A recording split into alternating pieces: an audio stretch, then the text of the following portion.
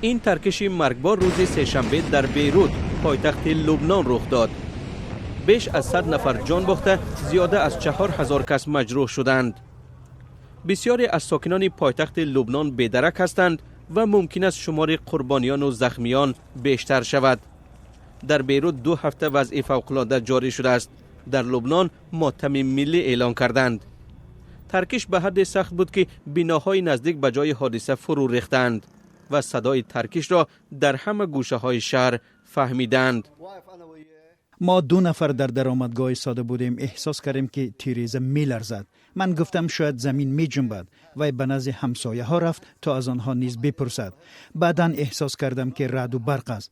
همه جا سرخ شد و موج ترکش مرا به داخل مغازه تیله داد.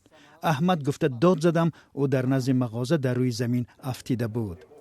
بعد از ترکش در کوچه های بیروت زخمیان زیادی بودند و حالا بیمارستان های پایتخت لبنان پر از مجروحان است. پرزیدنت میشل آون گفت بیش از 2700 تن نیترات امونی ترکیده است.